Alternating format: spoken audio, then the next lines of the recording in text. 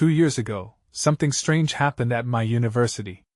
I was 24, working on my graduate degree in psychology. Most nights, I noticed the library felt heavier and darker. After losing a close friend, I spent all my time in that place, trying to find some sense in my life. One night, I found a half-finished thesis paper just lying open on a table. It looked forgotten. The library was almost silent. The dim lights buzzed softly above. I leaned in to read, and it talked about bizarre experiments involving altered states of consciousness. My curiosity grew, and I didn't notice how long I was there. Weeks passed. I started asking around about those experiments. Some students talked about participating in them. They said they saw visions that didn't make sense. A few even mentioned hearing whispers when no one was around. I figured they were just stressed out from exams. Still, I wanted to know more. Slowly, I dug deeper. The campus had these old brick buildings. I felt compelled to look for clues. In an abandoned classroom, I found a paper pinned to the wall covered in strange symbols. Fear crept up my spine. I started to wonder about the student who vanished. Was there a connection? Things got weird. I'd be in the library studying and hear someone call my name in crowded hallways. Each time I turned, no one was there. I thought I was imagining it. But even though I tried to convince myself it was all in my head, I felt more and more isolated. Then, late one night while walking back from the library, I noticed a shadow hanging close behind me. I stopped and turned. There was nothing but darkness. I brushed it off as exhaustion, but my heart was racing. I felt like something was lurking. The next day, I stumbled upon crumpled papers near the psychology building. They had frantic writings, but they were jumbled and confusing. I couldn't shake the feeling something terrible was hidden in those papers. As I searched, I felt like I was losing my grip on reality. Then I saw him. A classmate I barely talked to kept showing up in odd places. I approached him and asked, "Why are you here?" He just smiled, and the look in his eyes sent a chill down my spine. It felt wrong. Suddenly, he leaned closer and whispered something that sent a wave of dread through me. "You shouldn't have tried to find us." A strange silence filled the air, and in a blink he vanished. That moment was the beginning of something I couldn't explain. I started to piece together the truth like a broken puzzle. I didn't understand what it all meant, the campus, the experiments, or the whispers that haunted me. Even now, 2 years later, I can't shake the feeling that I'm still being watched. I don't think I'll ever find out what really happened that night. I only know I stumbled into something far beyond my understanding. I didn't sleep well that night. Thoughts swirled in my mind like a storm. The whispers seemed closer. I could almost hear them in the dark, echoing my fears. Getting out of bed felt heavy. I needed to clear my head, so I went back to the library. Inside, the quiet was suffocating. I traced my fingers along the rows of books, but nothing felt right. The familiar scent of old paper and loneliness was now unsettling. I made my way to the psychology section. That's where I found the thesis again, still open, still unanswered. I flipped through the pages, desperate to find something new. As I read, I noticed a footnote I hadn't seen before. It mentioned a secret group involved in experiments on consciousness. My heart raced. Was it possible that this was the same group other students spoke about? I started searching online, attempting to dig up anything that would shed light on their activities. Then I saw a forum post, dated 2 years ago. Someone was describing their experience in detail. They claimed to have participated in one of the experiments. They mentioned being in a dark room, connected to machines, and feeling like they were being pulled apart. It was horrifying. I felt a chill run down my spine, but I couldn't look away. The post, however, stopped abruptly. The author was never heard from again. I found out later that the post had been deleted, but I saved it just in time. I read it over and over. Some parts made sense, others seemed too crazy. The idea of being untethered from reality was terrifying, yet I was drawn to it. With the details from the post in mind, I began looking into the psychology building's past. A friend from my program said there had been rumors about hidden labs in the older buildings on campus. The students had used those rooms for offbeat experiments decades ago. I ducked into the archives to find old schematics of the buildings. I was looking for anything that could lead me to the truth. Hours felt like moments as I flipped through papers, but just as despair started to settle in, I found one. A layout marked restricted access, authorized personnel only. My stomach nodded. This had to lead somewhere. I decided to visit the psychology building at night. As I crept through the empty halls, I was relieved it was unguarded. My footsteps echoed eerily, but I pushed forward. The tension was thick. I followed the layout to the basement where the real secrets lay. When I reached the door, it was locked. I jiggled the handle, but it wouldn't budge. Suddenly, I heard a whisper calling my name, distinct and clear. The air grew cold, and I stumbled back. I had to get in. Whatever was behind that door could hold the answers I desperately needed. It was my only chance to confront whatever darkness lingered in my university. Then everything went dark. I woke up on the cold floor, disoriented. The darkness was thick, wrapping around me like a heavy blanket. I blinked, trying to adjust my eyes. Panic surged as I realized I wasn't in the library anymore. The air was different. It smelled damp, almost metallic. I pushed myself up, feeling the chill of the concrete beneath me. My heart thudded. Had I lost consciousness? Had someone knocked me out? I felt a sharpened edge of fear curling in my chest.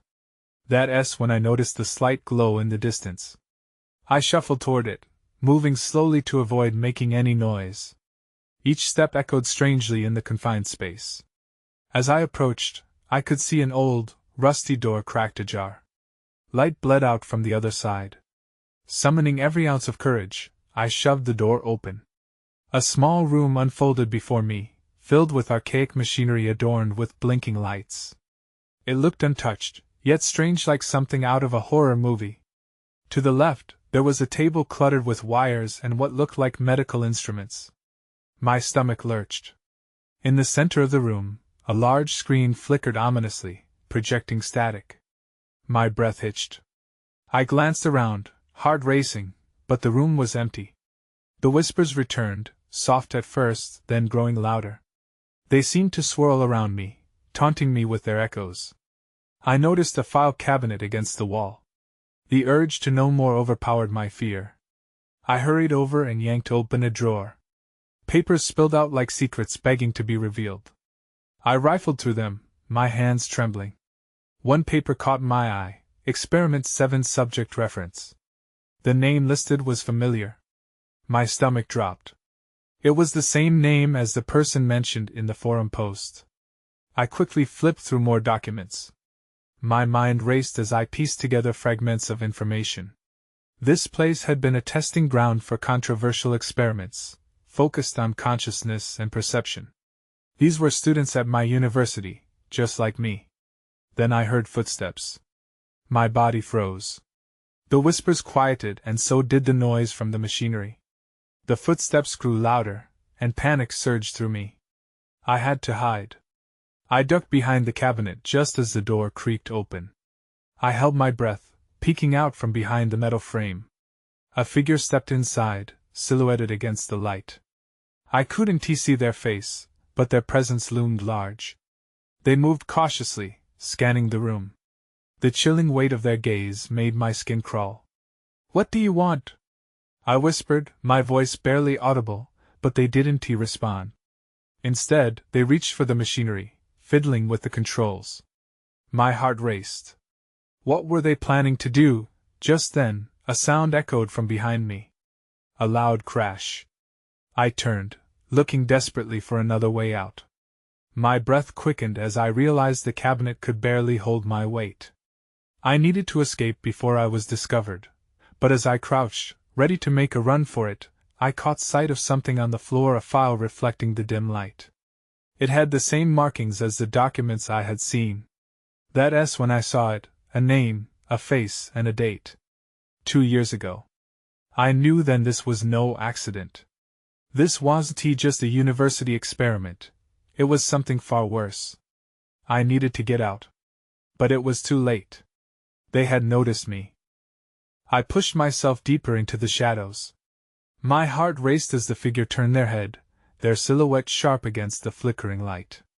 I dared not breathe. The air felt like a vice around my throat, heavy with dread. "Anyone here?" The voice was low but echoed off the walls, making my skin prickle. They took another cautious step inside, and I could see more clearly now, a lab coat, disheveled hair, and a name tag that read, Dr. Mills. His gaze darted around the room as if searching for something or someone. I cursed under my breath. Why was he here? I had to think quickly. I glanced at the clutter on the table. The medical instruments glimmered menacingly in the dim light. They looked sharp, even treacherous, matching the jagged edge of fear gripping me. I had to find a way to leave without being caught. Dr. Mills continued to scan the room, muttering to himself. I couldn't let him discover me, but the only way out was through the door he had entered. My eyes darted around, searching desperately for another escape route. Then I spotted a narrow window above my head, partially covered by dusty blinds. Climbing up wouldn't be easy, but it was worth the risk. I pushed up from my crouch, feeling the adrenaline surge in my veins. Just as I began to inch toward the table to gain leverage, Dr. Mills snapped to attention, eyes locking onto my hiding place. "Who's there?" He stepped closer, pulling out a slim flashlight from his coat, its beams slicing through the darkness. I froze, heart pounding. This was it. I darted toward the table and jumped, scrambling for a grip. My fingers wrapped around the cold edge just as the beam of light fell on the cabinet where I had been hiding. I climbed, pulling myself up with all my strength. To my horror, the mechanism of the cabinet shifted unexpectedly under my weight, creaking ominously. I bit my lip to stifle my panic, praying it wouldn't crack open. "He's here. I know you're here," Dr. Mills shouted, now moving around to my side of the table. I focused on the window, plotting my escape. I couldn't let myself be found. The dim light revealed the gaunt lines of his face, twisted with anger and something darker, desperation. With a sudden surge of resolve, I pulled myself onto the table and lunged toward the window. The glass was cold against my palms as I pushed the blinds aside. I glanced back. Dr. Mills was nearly on top of me, his hand reaching for something on the table. I didn't have time to think. I shoved the window open, throwing caution to the wind. "Stop!" he yelled. I didn't stop. My feet slipped out of the window, and I barely caught myself on the ledge. The cool night air rushed against my face. I couldn't shake the feeling that this was just the beginning. With one final push, I slipped through the window and tumbled onto the ground outside, gasping for breath. I looked back, expecting to see him lunging after me, but the room fell silent instead. I didn't wait to gauge his next move. I scrambled away from the building, my mind spinning with the new information I had uncovered. I was only beginning to understand the true horrors of what lay within those walls. But one thing was certain, I had to find a way to expose whatever Dr. Mills and others were hiding. As I ran into the night, a frantic thought gripped me. What if I wasn't the only one? What if other students were trapped like I almost was? The thought sent a wave of urgency through me. I needed to get help. I needed to find answers. The next day, I woke up feeling the weight of night's events tugging at my mind. I couldn't shake the image of Dr. Mills, his face twisted with obsession. This wasn't just a random encounter. It was a piece of a bigger puzzle, and I had to find the missing pieces. I started in the university library, my usual refuge. The air was still and heavy as I rifled through records, scanning articles about the university, and anything related to Dr. Mills. I hoped to find clues about the lab I had just escaped from. The dusty bookshelves were overwhelming, and I felt a flicker of fear at every rustle of paper. Hours passed, and frustration began to set in. Then I stumbled across a forgotten news clipping stuffed between two thick tomes. University research under fire, students disappear. My heart raced as I read about a series of strange incidents linked to Dr. Mills' mysterious disappearances, secret experiments, and families left in agony. The article had details about one particular case, a student named Leo who had gone missing 2 years ago. I remembered hearing whispers about him, an ace in his biology classes, until he vanished without a trace. And there it was, the name that had haunted me since I escaped. Leo was one of Dr. Mill's promising subjects. I realized then that I had to find out what had really happened to Leo. If Dr. Mills was conducting experiments, what if he had done something to Leo? What if there were others still trapped or worse? The urgency coiled tighter in my chest. "Excuse me?" The voice pulled me from my thoughts. I turned to see another student watching me, a girl with dark hair and sharp eyes. "You seem to be digging into something dangerous. Do you know what happened to Leo?" I blurted out before I could stop myself. She hesitated, glancing around, then stepped closer. "You've been near that lab, haven't you?" I nodded, uneasy. "They say it's haunted by the things he did. You need to be careful." "What do you mean?" I pressed, urgency flooding my voice. "Dr. Mills has been experimenting on students. Leo wasn't just an ordinary subject. He discovered something. He found a way to bring them back, but it went wrong. Now, no one knows where the results went." Her eyes flickered, and I felt a chill creep down my spine. "People are missing because of him." I took a step back, taking in her words. My mind raced. Where were they? How could I find them? Before I could ask her for more, she turned, eyes scanning the library. "You have to be careful.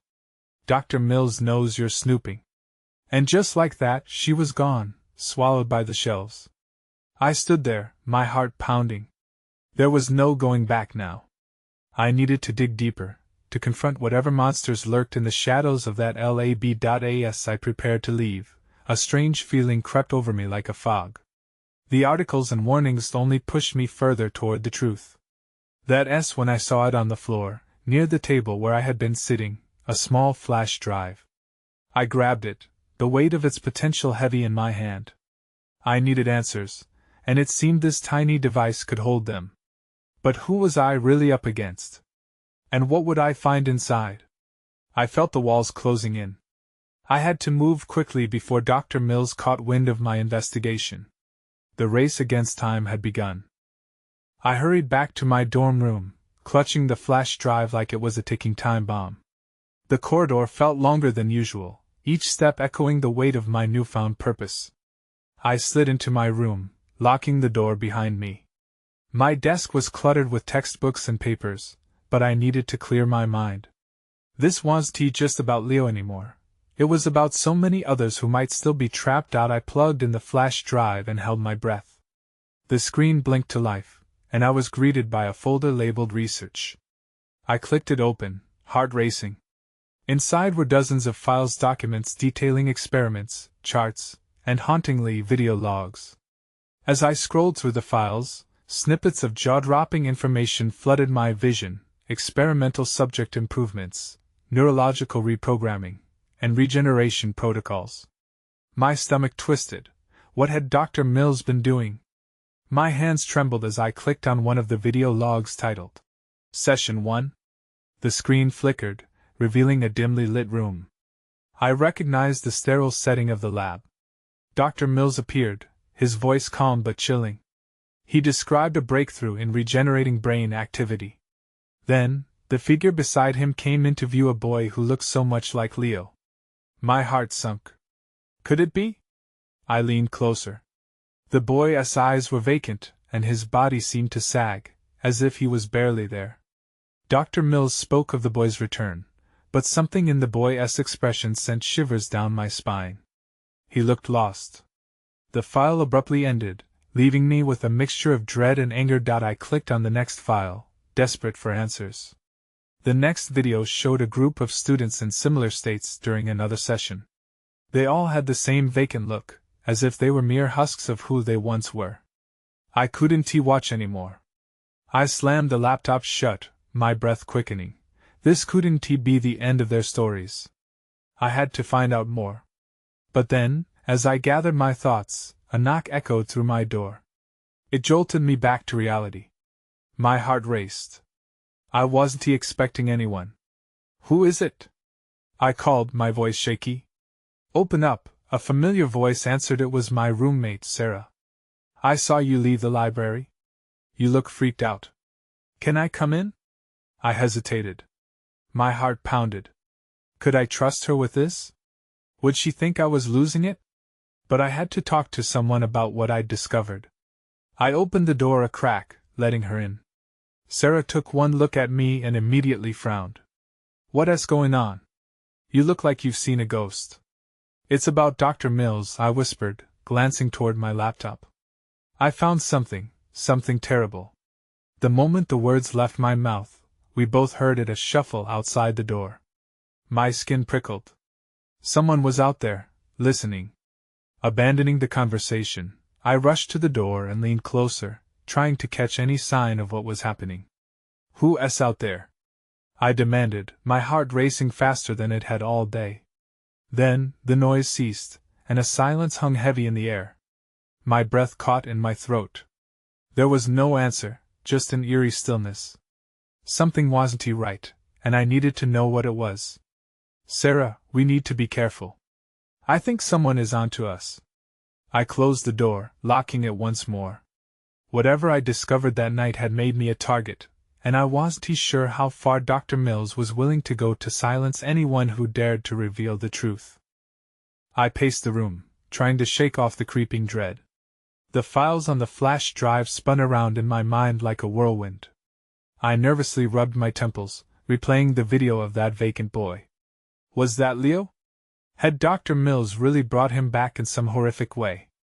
Let us just sit down, Sarah suggested, pulling me back to the moment. I noticed her eyes darting toward my laptop, filled with curiosity but also concern. You look like you need to talk about this. I nodded, still wary.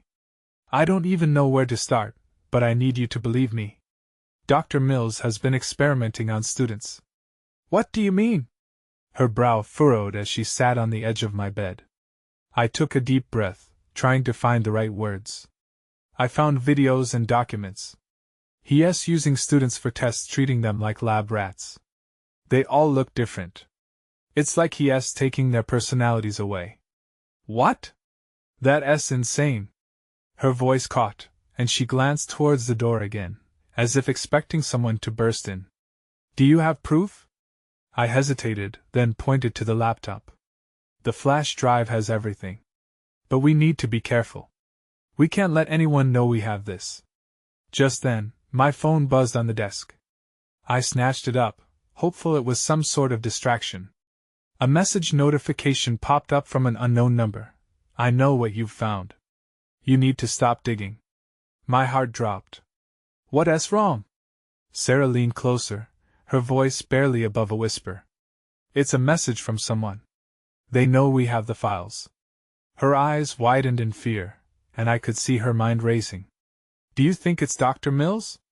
Or someone from the lab? I don't know, I admitted, pulse quickening. I felt trapped between fear and a desperate need to uncover the truth. But we can't let that stop us. Suddenly, we heard a loud bang outside the door, and I nearly jumped out of my skin. What was that? I don't know, Sarah replied, her face pale. I moved to the door again, peering through the peephole. The dim corridor was empty, but I could feel the tension building. I hesitated, but then something caught my attention. A shadow flickered under the door. Someone's out there, I whispered urgently as I backed away. Should we call campus security? Sarah suggested, her voice shaking. No, I replied quickly. We can't drag them into this. Not yet. We need more information first. But just as I spoke, my laptop screen flickered. I turned back to look, and my stomach sank. The video logs were opening on their own, one by one, like someone was commandeering the device. Look! I shouted, pointing. It's playing the videos. Then everything froze. The screen went black, and the unmistakable sound of footsteps echoed outside our door. Someone was moving closer. I felt panic twist inside me. Sarah, we have to hide the flash drive. Before she could respond, the doorknob rattled roughly. I barely had time to react as the door swung open. My breath caught in my throat, and I realized just how unprepared we truly were. "Run!" I shouted, grabbing Sarah's wrist as we lunged toward the window, the air growing thicker with every heartbeat. We barely made it to the window before I heard a voice call out behind us. "Stop!" It was sharp, commanding. My heart raced as I glanced back. He stood there, a figure cloaked in the shadows, but I could make out the familiar features of Dr. Mills. "Don't look back. Just jump," I urged Sarah, propelling her forward. The ground seemed a mile away as I climbed out, adrenaline pushing me. We landed hard, sending a shock up my legs, but we had no time to catch our breath. We bolted down the path that wound through the campus. I could hear him shouting behind us, calling for security, but all I could focus on was escaping. I pulled Sarah along, her breath coming in quick gasps. "Where do we go?" she asked, panic rising in her voice. I didn't have an answer. "The library, the back entrance," I shouted over my shoulder. It was the only place I could think of. If we could get there, we might find a way to figure this out. As we dashed toward the library, my thoughts raced faster than my legs.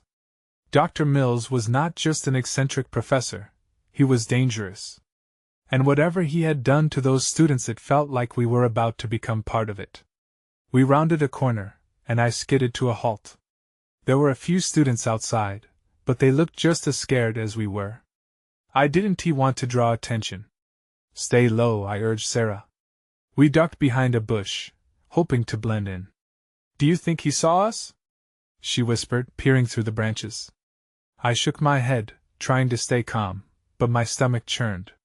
"Not sure. We can't stay here. We have to find that flash drive and get to a secure place." Just then, my phone buzzed again. I pulled it out, hoping for a distraction, but it was another message from that unknown number. "You're playing a dangerous game. Back off while you still can." "Who is this?" I muttered, gripping the phone tightly. "Who's what?" Sarah asked, her voice suddenly alert. I turned to her, but before I could answer, the unmistakable sound of footsteps echoed in the distance. I glanced at the library entrance. "We have to make a run for it. Now!" I darted out from behind the bush, Sarah close behind me. As we reached the library doors, I pushed them open, scanning the dimly lit interior. But then my heart sank again. The place was nearly empty. "Where are we supposed to go?" Sarah asked, her eyes darting nervously around. "Anywhere that isn't here," I replied, feeling the weight of urgency pressing down on us. I led her toward the back of the library, where there was one small study room that might offer us some cover. Once inside, I locked the door and pulled out the flash drive from my pocket, holding it tightly. "We need to look at these files," I said, my mind racing with possibilities and fears. But just as I connected it to the laptop, the door rattled violently. A familiar voice penetrated the heavy silence. "I know you're in there. You can't hide from me." The voice sent chills down my spine. I glanced at Sarah, and I could see the fear mirrored in her eyes. I took a deep breath, determined but terrified. "We have to figure this out. Whatever Dr. Mills is planning, we can't let him win." That's when I heard it. Footsteps pounding down the hall, dozens of them. They were coming for us. I felt my heart hammering in my chest, the sound drowning out everything else. The footsteps grew louder, growing more chaotic. "They're coming," I breathed, my voice barely a whisper. I could hear Sarah's shallow breaths beside me, her eyes wide with terror. "What do we do?" she asked, practically trembling. I pressed my finger to my lips to signal her to stay quiet. Every sound felt amplified: the rattling door, the footsteps, a distant murmur echoing beyond the walls. We couldn't let them find us. Without thinking, I crouched behind the small desk in the center of the room, pulling Sarah down with me. We both held our breaths, listening. The pounding footsteps stopped right outside our door. I glanced at the laptop screen, the files from the flash drive still open, but I knew we had to be quiet. Then came a voice, one I recognized all too well. "I know you're in there. Open the door, or I'll make you regret it." Dr. Mills was not just angry, he sounded desperate. I had never heard him like this before. It made my skin crawl. It was a side of him I had only glimpsed during his lectures when he lost control over a particularly difficult subject. Should we run? Sarah whispered urgently. I shook my head. The only other exit was the window we'd come through, and I wasn't sure we'd be much better off outside. Suddenly, the commotion picked up again, more voices joined in, and I could make out some words. Check the library. Go, go, go. They were closing in. I had to think fast. The documents on the flash drive could be our only chance to expose whatever Dr. Mills was hiding. We need to see what's south on this drive, I said, glancing at my phone. We had limited time. If I could just unlock the information quickly. I clicked through the files, scanning the names and dates. My breath caught. Reports of experiments, lists of students, strange notations about certain subjects under various conditions. It's all here, I muttered, finally realizing just how deep this went. Subjects? Sarah pressed, leaning closer. What do you mean? I think he has been experimenting on the students, I said, horrified. I highlighted a document that detailed something called Phase 2. Look at this. Before she could read, the doors shook violently again. A loud clang rang out as someone slammed against it. Open this door! Dr. Mills shouted. It felt like he was right on the other side, and I could practically sense his anger seeping through. Think, I urged myself. Panic clawed at my insides. I wasn't sure how much time we had before they forced their way in. A sudden surge of determination snapped into place. We need to copy these files.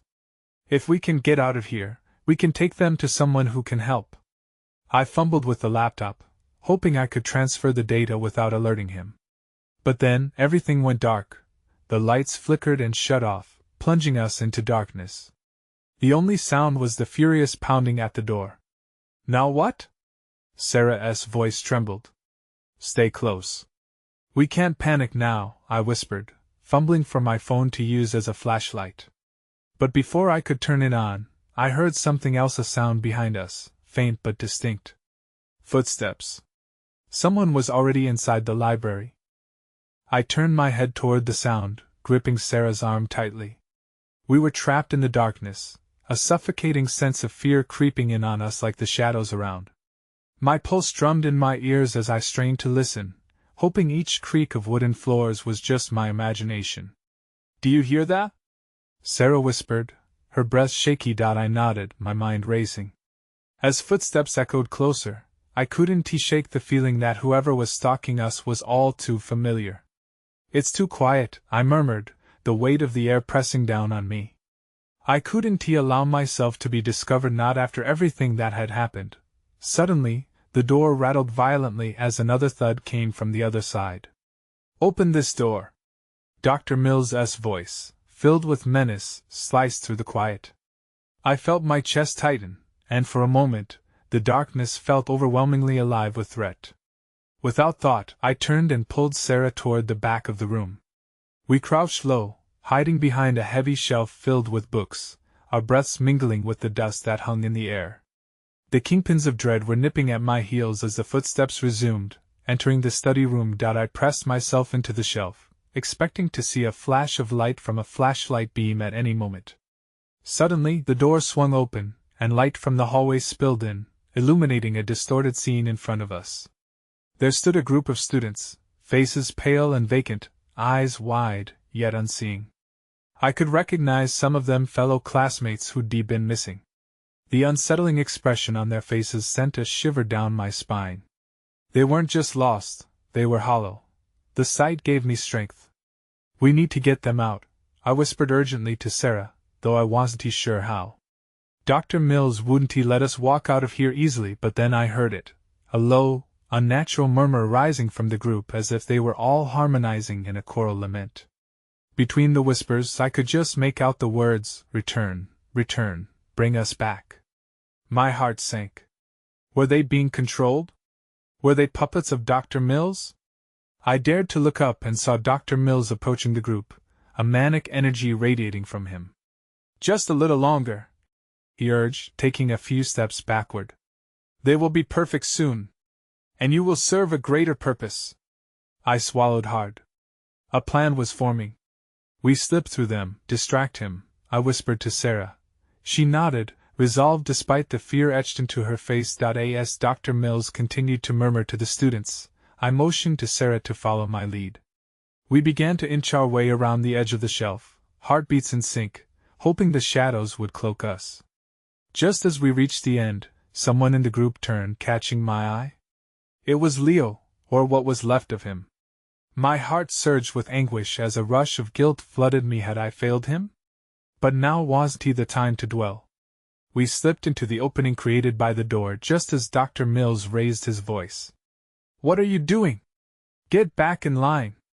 We darted down the dimly lit corridor, adrenaline coursing through our veins. The distant echo of Dr. Mills's furious commands filled the air, chased by the sound of footsteps behind us. My instincts screamed for us to run, to escape this madness, but already my mind was racing with unanswered questions. What had happened to Leo, to the others? What were they becoming? What awaited us if we couldn't get the evidence out into the world? We tumbled onto the stairs, hurtling down 2 steps at a time. The exit! I shouted, feeling the cool air not far ahead. Just as we reached the door to the outside world, a hand grasped my shoulder, pulling me backward. I gasped, adrenaline exploding through me. Before I could fight back, I recognized Dr. Mills's presence behind me, a malevolent force. You've gone too far, he hissed right in my ear, a foreboding whisper that promised repercussions.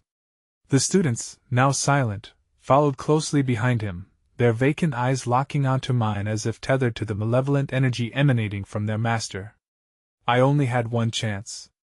With all my strength, I swung my elbow back, landing a blow against him. Spinning free, I shoved the door open and raced outside with Sarah close behind. We took off into the stirring evening, breaths ragged in our lungs. We made it barely running into the uncertainty of the night. I felt the weight of the flash drive against my chest, a heavy reminder of the darkness we had uncovered. The horrors of the lab still loomed over us. I knew this was far from over. I never returned to my dorm. Instead, I spent the next few days in hiding, carefully piecing together the fragments of the truth we had unearthed. I submitted the documents anonymously, trying to expose every secret, every terror, awakening the campus. But the lingering questions, the unanswered whispers haunted me. What had truly happened to Leo and the other students? Could some of them still be alive, wandering in that liminal space between light and shadow? I still think about it, how Dr. Mills seemed enamored by the very act of control, the void of humanity consuming his subjects. It changed something fundamental within me, and every now and then, I wonder if the whispers of the library still echo through the halls, waiting for a new soul to stumble into darkness.